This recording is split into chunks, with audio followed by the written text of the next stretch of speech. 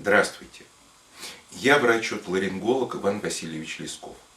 Сегодня мы с вами продолжаем онлайн-консультации в лор-клинике доктора Лескова. И сегодня у нас с вами следующая тема.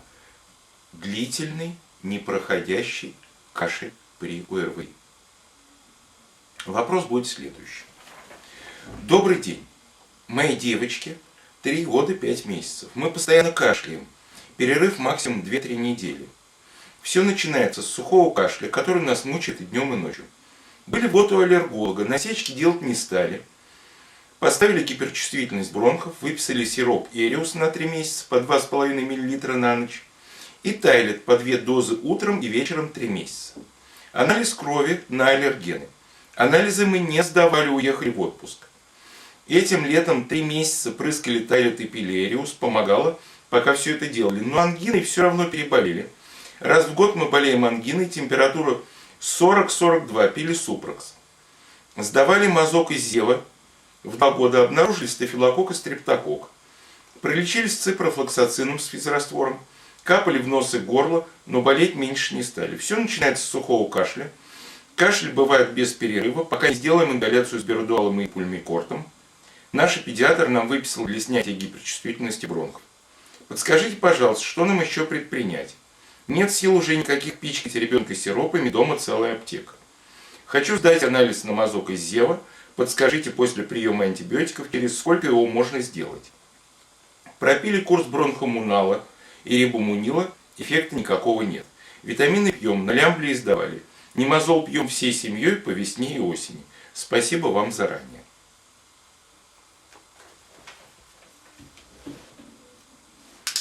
Давайте проанализируем эту ситуацию. Действительно, сухой приступообразный кашель, приступ – это признак гиперреактивности бронхов. Но все дело в том, что причиной такой гиперреактивности может быть не только аллергия, либо глистная инвазия, но и самая банальная инфекция.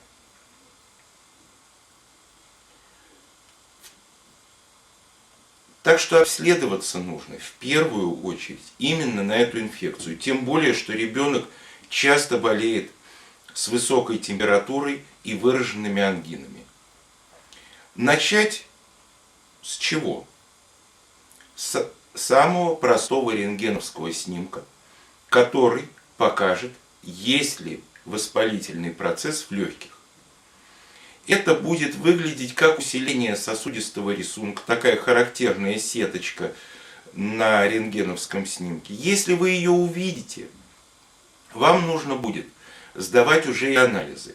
Это будут анализы на антитела к хламидии и пневмонии, ИГГ плюс ИГМ, потому что хламидия может вызывать подобные проблемы в легких.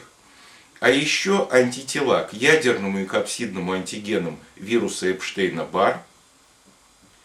И здесь можно сдавать только ИГГ. И антитела к цитомегаловирусу, где опять понадобятся антитела ИГГ и ИГМ.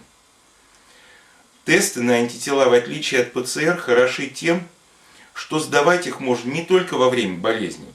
Не потащите же вы ребенка на анализ с высокой температурой, но и в период относительного благополучия. И если в полученных результатах анализов вас что-то насторожит, если вы увидите превышение значений титров антител, лучше будет обращаться уже не к педиатру или аллергологу, а к специалисту-иммунологу, либо инфекционисту. Хронические инфекции, такие как эти, лечат как раз они. А мы с вами прощаемся до следующего раза. Здоровья вам и удачи!